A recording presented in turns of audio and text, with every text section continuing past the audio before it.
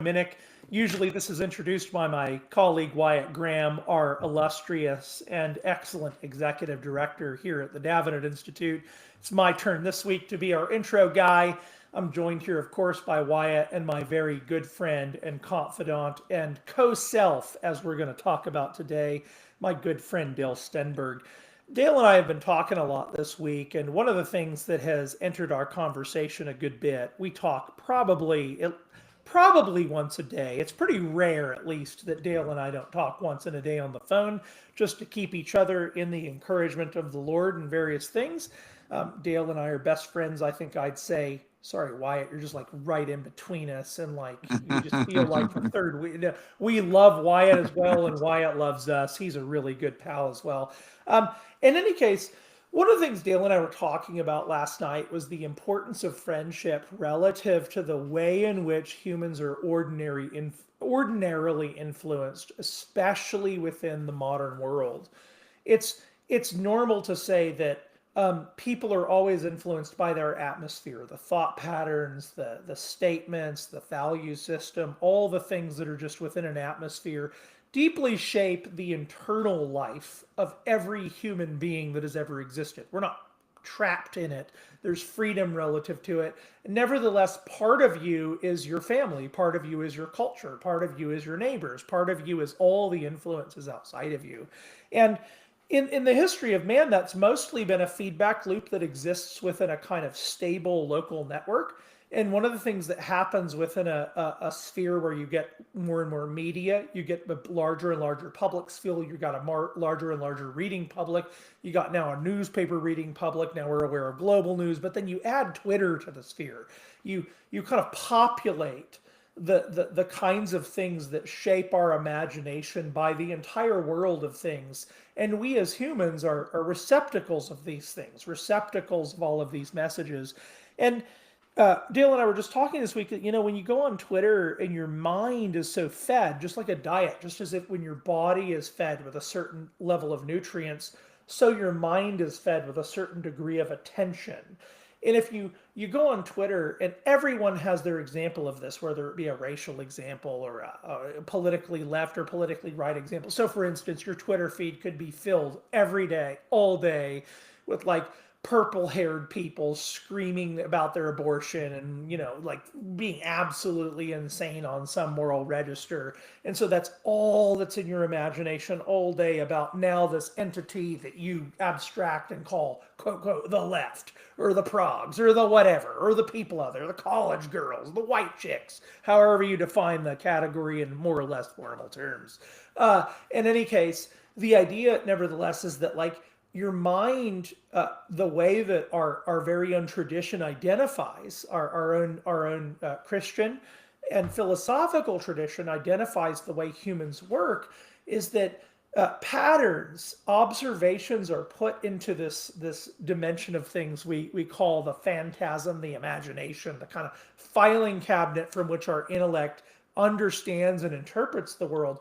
What we're doing, in a sense, in the modern Twitter sphere is shoving into our imagination not the local experiences, the finite circumstances of a human body relating to human bodies, but rather the parody and illusion of that through kind of being exposed to a pattern of things in the whole world. Nevertheless, I'm reacting to it like it's a local circumstance immediate to my body. And then I carry that narrative back into so the way that winds up looking at our circumstances is we get into all these debates on Twitter, we watch all the purple-haired things, and then we go back into our local communities and we're enacting these myths that have been stirred up here in the local world of the body right here, which is not reducible to those mythological impulses or structures. And what Dale and I have been talking about this last week especially is the way in which friendship, the way in which just two people coming from just one different, like we're both Christians. Dale and I are both Christians.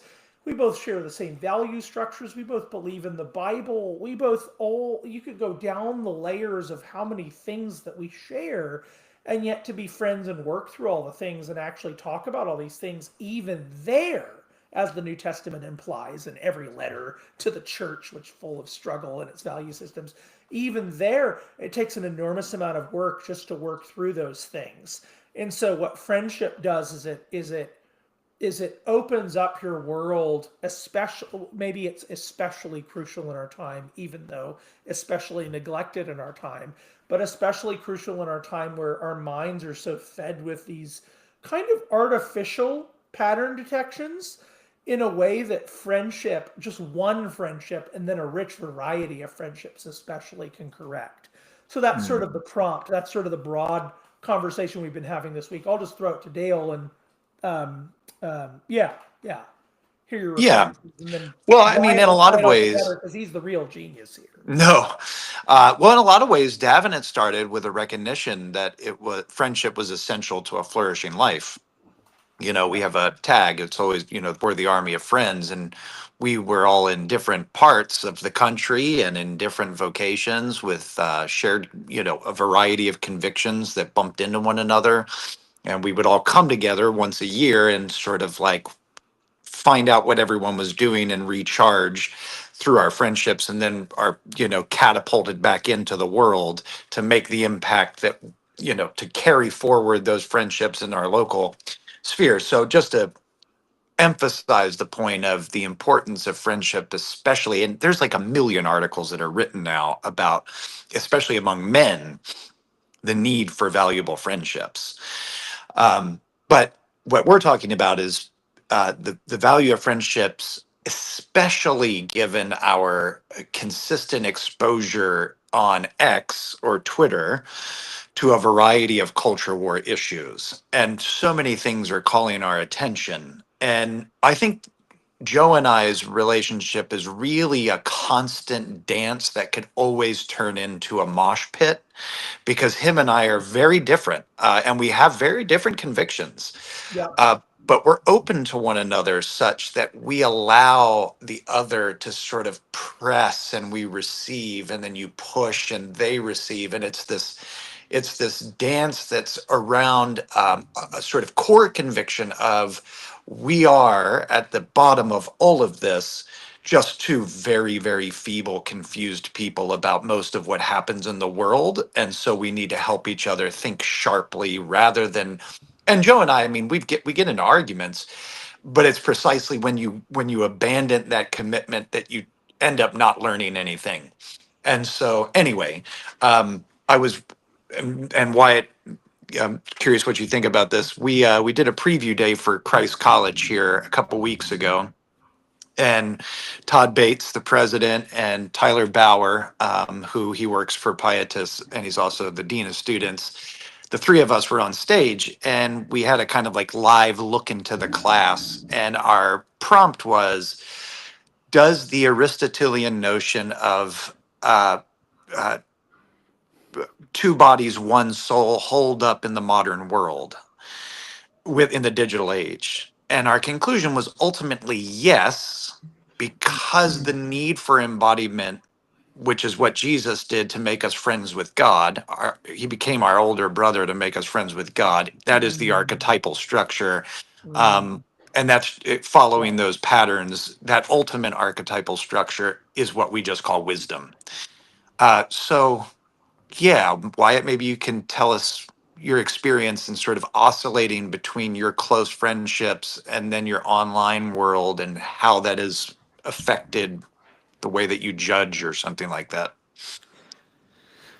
Yeah, it's actually a really interesting question. So, last night I was at dinner with, I don't know, 5 or 6 people, and they were all in various kind of ministry or business world with success and all that kind of normal stuff.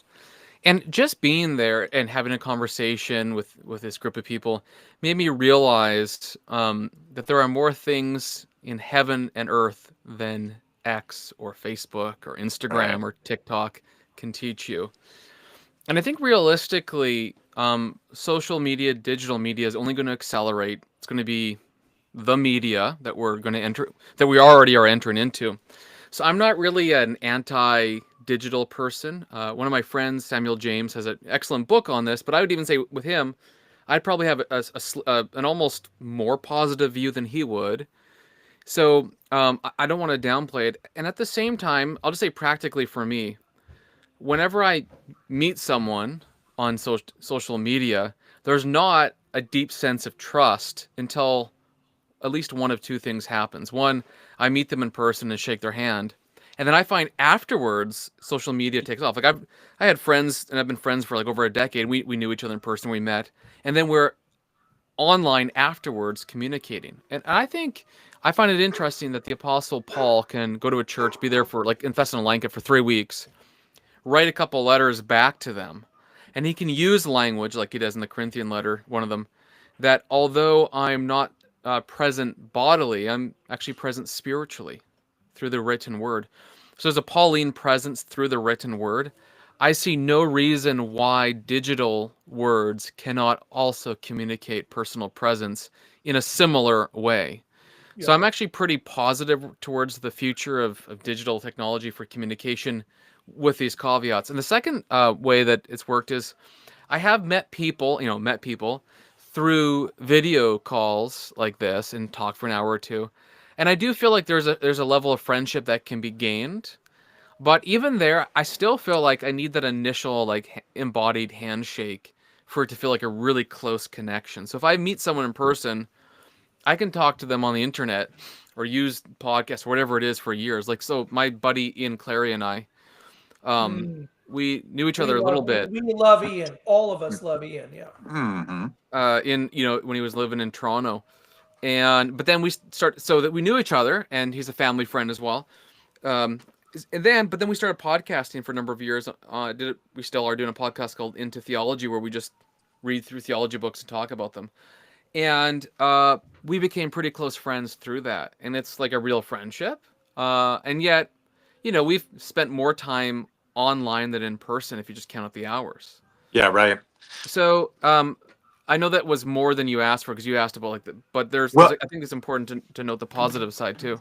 yeah, no, and I Oh think that yeah. that's healthy. I mean, because all of us, everyone is living, everyone has a life online. And especially since the beginning of 2025, it feels like this year has just been like one thing after another. Trump gets elected. There's all these big changes. Everyone is freaking out about all the things. It's just a very weird time to be alive. And I think that X is the future of news. Everyone gets their news off of X. And if you're not on there, there's a bit that you're disconnected from. Uh, I'm curious though. So, like you mentioned, right? I know what you mean. So, Aristotle's categories of like, a useful friend, like a mechanic. Uh, our friendship is based on his ability to like fix my car and my ability, and he likes me because Right. I pay him $100 to fix my car. And he's my friend, but that's the border of our friendship. And then I've got a buddy that I go golfing with, so Right. like pleasure. And then I have like a true friend where we're anchored in virtue and goodness and we're aiming at God ultimately together. We're laboring. But is there another category that we may need to develop moving forward for this online? Because I have people that I love. Just one guy in particular. His name's Jonathan McGuire. He lives up in Fargo, North Dakota. He teaches at a. I know.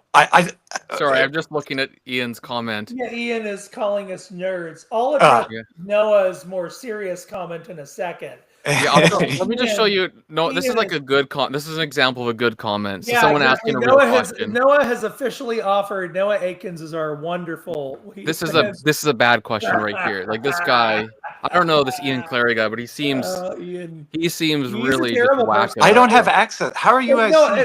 it's honestly that Ian is Canadian. I think it's that Canadians are just They're just off. they're They're off. possibly evil people. But I Honestly, like this question. How see, hold on. Let's do a user. Hold on. Now he's laughing. He must be like the Joker or something. I don't know what's happening here. yeah, We exactly. don't have to. Should we answer the actual Yeah, serious question of Noah? I'll answer Okay, let's Noah's put it on the question screen. if you're okay, Dale. I don't mean to interrupt you. Sorry, Yeah, no. No, we no. were just laughing at No. One of the things kooky Canadians. that is relative to I this don't is have like, access to the comments. How are Well, you seeing the don't you have a comments? you have chat to button? look Oh, as because you're on your well. phone. Maybe you No, don't. we don't You even don't I'm on have my it we don't, on. phone. we don't know what Well, we're doing. But Yeah. can you see the pop-up I put on there? no. Oh, Oh, interesting. okay. So I'll read the comment out loud before I. Okay, Ian so read the called us comment and nerds. then yeah, here we go. Ian called us nerds is the point. Yeah. But yeah, I mean, it's interesting. Dale and I's friendship, in all its richness, really did start in the body. It started in the body because we met at a Davenant convivium, and then we corresponded largely through Dale. Dale was asking questions and whatever, but Dale pursued a friendship, and then I reciprocated. But then you meet again, and you go. But most of our hours have not been in the body. Most of our hours Right. are just like this. It feels a little bit like the body, and this is not. And this is going to set up Noah's question. This is not. This approximates what it's like to be in the body. But even being here on a Zoom call, a Riverside chat, or a live feed, or something like that, there's a richness of being in the body that is the kind of ground floor, the fuel of a friendship. But a very small, and this is what your point about that Thessalonican that correspondence, Wyatt. It can be comparatively a quite small amount of embodiment that sustains a long-term friendship at a distance. Yep. Nevertheless, that doesn't mean the embodiment is everything, because it's so rich and it's so dense in its meaning. Noah asked this question. Noah is our good. Noah's take in two of our class, at least two of our classes right now, because I'm in two of them. All right, here's the actual question. Yeah. So With any kind Noah of is human communication, we have to ask the question: how is this affecting my thoughts, my thought form or patterns? Form is deeply connected to our ability to consider a matter well. Yeah, and so Very I think hylomorphic this is an question. excellent question, because one of the things we could be tempted to do is to think, and I've seen this happen. Let's say that Dale and I only knew each other through a virtual means. This is not untrue. When you meet in the body, you might not be as easily friends as you are through virtual means. It is absolutely the case that pen pals to virtual spaces to actually sitting around one another in a daily life in the body are different things, and form deeply affects your friendship, which is why to have the deepest friendships with person does require, the deepest friendships are going to be fueled, or let me say that differently. The deepest fuel for friendships is going to be the experiences you have in the body. And that the fuel that gives to the whole of a friendship is enormous. Nevertheless, those contacts in the body are richer and more real. So, for instance, Wyatt, we're going to get off this phone call right now. Dale and I have never met your family, but that's a huge part of your life. But we have no idea. Same with you, with us. You've never met our wives or kids. We've never met your wife or kids. We're friends in a way. We met in the body, and so there's a deep friendship, and it's rich. But there's it becomes richer when when it's like all the things that make up you are something we know in a deeper way, and all the things that make up us are a thing in a deeper way. Right. And so it's really about, I think Noah's question, or Noah's comment and question, are very deep, in the sense that there's an asymmetry of weights, as it were, in these various nodal points of friendship. And it's important to recognize that. But that does not mean, and in fact, it's just the case, that friendships can be deeply enriched by the supplements. Maybe we need to think about the primary meal of friendship versus its supplements is really the conversation here. It does not mean that the primary meat of friendship of the body cannot be supplemented and even enriched very deeply through the kinds of media we have here, and including what you have at a distance. Yeah, I think there's something to that. Although I want to pick up on something that I don't think we mentioned, but before the live stream, was on the negative side of some of the digital communication and friendship building. That's good.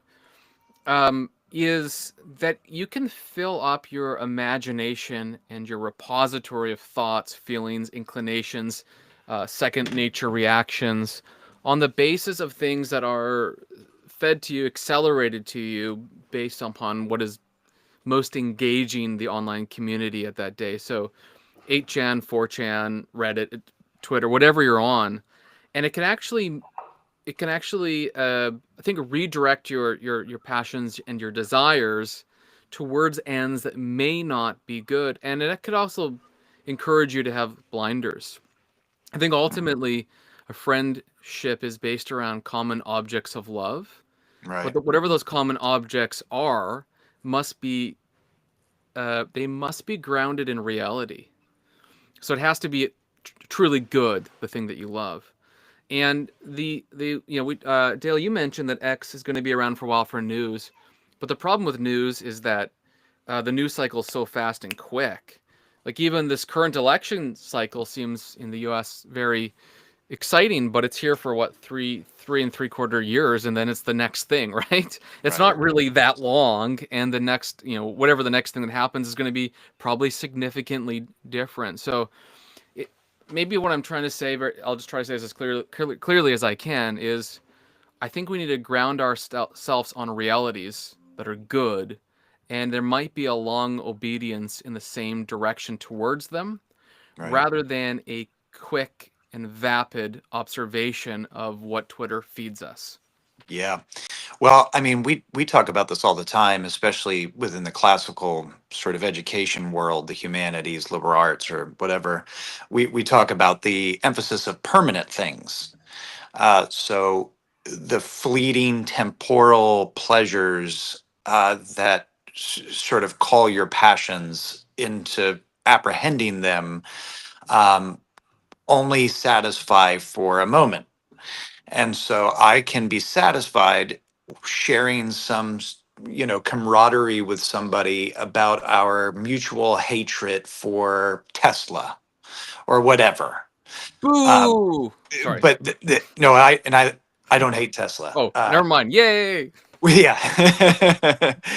I'm just giving an example because the minute that the next thing comes up that maybe there's a divergence of whether I think that's right or you think, whatever the next controversy is, if we end up on opposite sides of that, then our passions are inflamed just in opposite directions instead of the same direction now.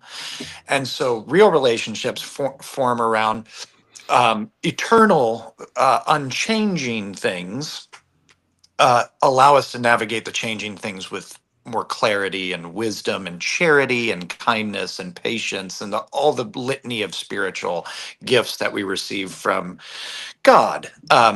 And so I think forging relationships based on permanent things is the antidote to a world that is constantly being drawn into the most ephemeral, fleeting things as a consideration for our daily diet in terms of a habit of mind. And that is where you can identify, is this person really a friend of mine? And if so, now we can enter the temporal realm of discussion and frame and put and mold each other mutually because we share a commitment to these eternal things, if that makes sense. Um, yes, Joe, I was about to respond, but I realized then I would cut you off in the order of operations, and we Oh can't no, have go that. ahead. Go ahead. You respond. No, I think it's really important. Just this sounds so abstract, but in my marriage, for example, my wife and I have been talking recently about like what are the common goods that we want to order our life around, and we're planning just to.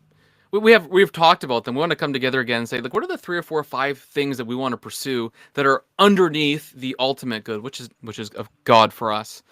And once you do that, then you essentially are able to say what is not helpful towards whatever these good ends are and what is helpful. And once you have that ordered, then, it's striking that a lot of people in, relationships say, I wish I had a stronger friendship or a closer love or etc. But if we're really honest, upon reflection, you grow closer as a friends with someone, whether that's a wife or another friend or whatever else, through together pursuing common objects of love, Mhm. namely those real, true, unchanging, existent things like goodness and beauty. Those who love photography take shots together because they love beauty. Those who play music get together and jam or whatever because they love the beauty of music. It's the way that this works, and I think there's a real sense in which we're losing hold of reality for what's vapid and quick, and we're losing the ability to appreciate those common objects of good because we're so distracted by the news cycle, the social media cycle. And what ends up happening is our passions and desires are caught up in this wave and are buoyed on by the new thing. So you have, we talk about endorphins when you're on social media, but it's a real sense. Those are a part of what it means to call. It's part of what a passion of the flesh is. So when you Sure. have the chemical reaction in your body through click, click, click, the next exciting thing I'm angry about, I got to fight, fight, fight or flight every single day type of deal. And what ends up happening is you're promised freedom through the freedom of the internet, but you're enslaved by the very thing that promises you freedom. Yes. Because you become enslaved to the passions and desires of your flesh, even if you think what you're doing is right and good. Because there's Byung-Chul Han's a book called something like The Art of Lingering or The Scent of Time. And it's so important to slow down and smell eternity, as it were, as is to sense and experience the depth of what is, because it is and has been and will be. Yeah. Yeah. And the one of the things you highlighted there about deep friendship, in in one sense, what deep friendship is a chosen commonness of project, or you identify some commonness of project and you choose to walk with one another. One of the things that I think um, in the past that's held marriages together. I mean, held like marriage has always been. All Oh, of these. read this guy. Read Apparently, all of these. Wyatt is a fan of that guy.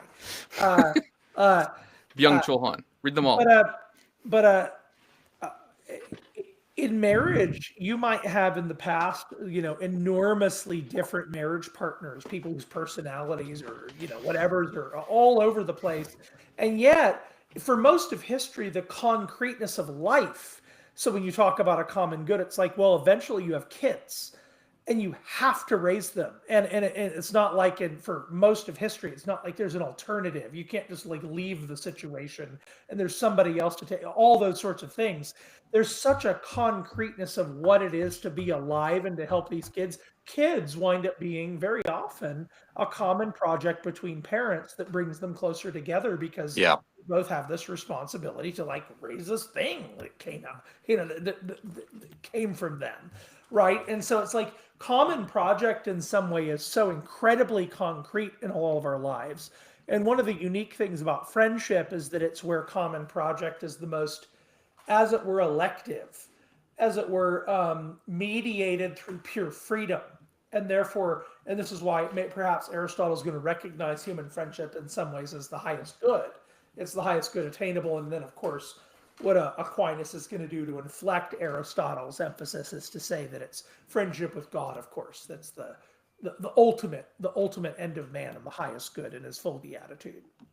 Yeah, and I think the role of if friendships are shared around or are formed around shared loves, and those loves are good and true and beautiful, and each one of us, so the three of us on this chat, we all have different potentials because we're all made unique and we have different giftings from the Lord that we then give away freely to one another to actualize the potential in the other to make them more to actualize the potential. And in the giving away of my gift to Wyatt and to Joe, in God's wisdom, that is me contributing to actualizing your potential, and you giving away what you have to me actualizes some potential in me. And so really it's this brotherhood wherein we are literally pulling each other up into God. We are ascending together. And that is what unity is, because we're pushing towards the eschaton in some ways, wherein all things will be unified. There will be no deficit in anyone, but we will be different precisely because we're all made of different raw material, so to speak. And so friendship actually is a glimpse at well, you said this, Joe, the sort of beatitude, the beholding of God in the face of one another right now. And each one of us functions as a Christ to the other because we are inhabited by the Spirit of God. and we are growing in Christ likeness in our own unique ways. And when you give that away to each other, we're giving away something we have and receiving something we don't have in order to be more like Jesus, and that is like moving into the image of Jesus. And I'm not saying you can't do that on X. I'm saying that X actually gives you in God's providence, gives you the things that God will use as points of controversy to be overcome within your friendships to achieve Christ likeness or something like that. So, yeah. What do you think? Sorry, I do have thoughts, and I do think you talked about the sort of Yes, go ahead. beatitude What's question, one? and it's interesting that Anselm of Canterbury, in his vision of what heaven is, one of the reasons that heaven is so good is that you are there in community with friends. Mm. So there is something there, because friendship, however you want to interpret Jesus as saying about marriage, if marriage is temporary, friendship's not. Right.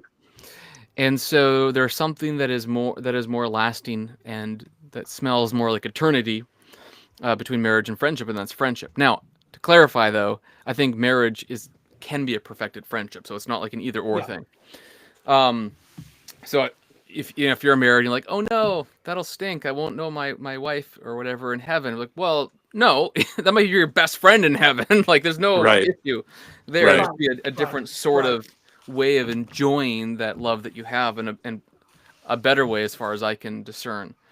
So Yeah. I think there is something to that when you kind of read friendship for it. Except, I would say, just practically, it is difficult. Like, it's interesting. How do you get there? So, when I was in seminary, I lived in a house with 9 other guys. So or 7, I can't remember, a huge group of seminary guys, and we were all Christians, etc. And most of us all became really, really good friends. And so, we were all single at the time, or dating or whatever. So essentially, I was in a monastery for 3 years or 4 years or whatever it was. And really, and we did all this religious works. We did like evangelism, fed the poor, preached, spoke. I went to rehabs, like all this kind of stuff together. And from that, there was deep and long-lasting friendships that were birthed that were, on average, godly. You know what I mean? Like, Right. we're still all like 22-year-old guys or whatever, but Right. Right. on average, kind of godly. I mean, there was the odd StarCraft tournament and things like that as well. But and which is, there's a sliver of heaven there. But Sure. what's really interesting is that I got that. However, I'm not sure that it's easy to replicate that today. One, because things have gone more digital. The like in-person experience is dying, even at seminaries. If you looked at the recent data that came out on education, that the number of in-person attendees at like seminaries seems to be declining, at least in some of the traditional institutions. And full-time enrollment online is increasing. Doesn't mean you still can't get in-person experience at whatever, blah blah blah. But there's a change happening right now. Many of the organizations that we love in terms of Christian organizations are accelerating now online. Articles, videos, cohorts, classes, etc. We like that. I mean, Davenant Institute has all sorts of courses at the Davenant Hall. So we all like that. And yet there's some interesting switch that is happening. And how you find those friends and experience that deep and lasting friendship. It was interesting. Even last night, I called. He didn't answer, but he did call back. A friend that I lived with in seminary like 15 years ago, and we're still friends. Mhm. But I'm not sure how you make those friendships. I have a little bit like that from college and dorms, but it was different. And then high school, I have 1 or 2 friends who I still talk, but it's still a little bit different. So where you find them is tough. And of course, ideally it would be in the church and all that kind of stuff. But there's something about seminary or the monastery that brings people together with a similar intensity for the common object of love that Yeah. creates a lasting bond for life that you may not find in a local congregation in where you worship. Yeah. And whether or not you think that's a bad thing to say, I don't know. But I would just add, the body of Christ spans space and time. and Yep. it's not equal to your local This congregation. this is the distinction that the Dutch Reformed make between the church as an institute and the church as an organism, Organism. which are not the same thing as the distinction between the visible and invisible church. The church as an organism, none of the Sorry, three of us, Dale, you none of put that the on the public chat. yeah, none of the three. No, I know. I was gonna segue, brother. Man, you just. Oh, so that's the only chat I have. I thought Oh that yeah. was. No, there's more than one chat. It I'm glad doesn't that all matter. you It said. You doesn't didn't matter. have like. So no, but the it's a just that right now the three of us attend different. We attend different local congregations. We're not part of the same ecclesiastical institution, but this is still part of the visible church. We still share a fellowship of love Right. in Christ that's visible in the body, and people are listening to it right now. This is the church as an organism right here. And nevertheless, what the church as an organism does is love the brethren. And one of our brethren has a time limit. And so I think given Well, the let me say one thing you before take we. us out, brother. Well, I won't take us out. I'll let Wyatt take us out Go because ahead, take us out. Yeah. if he has any announcements of anything, Yeah. Wyatt, that you want to tell anybody. But one thing I will say is, right, Wyatt, you asked the question that I hear a lot from young men. It's like, how do I find a good friend? Um, the answer is like sometimes I feel so incredibly spoiled You go to by Convivium. yeah, so right. That's one of the ways. That's where I met most of my good friends. I met Shane Morris because of geography. Like I moved into 20 minutes down the street from him and we met. But like you guys, Brad, uh, like Alistair, like my friends, I met all through Convivium and Davenant and the old RI list or whatever. Um, and so here's what I'm saying is I actually have been God has been so kind to just like sprinkle friendships in my life, uh, but not without the active agency of me seeking out those communities wherein people are pursuing very, very intentionally the good, the true, and the beautiful. And so find yourself, you know, Wyatt, you said the seminary. Uh, and that is true. There's a deeper intensity at the seminary than there is a local congregation. And hopefully, by God's grace, one day that will not be true. Hopefully, they're equal in their intensity with different focuses of the intensity. The church should not be the seminary, is what I'm saying. So don't anybody scream at me. But you have to actually do something.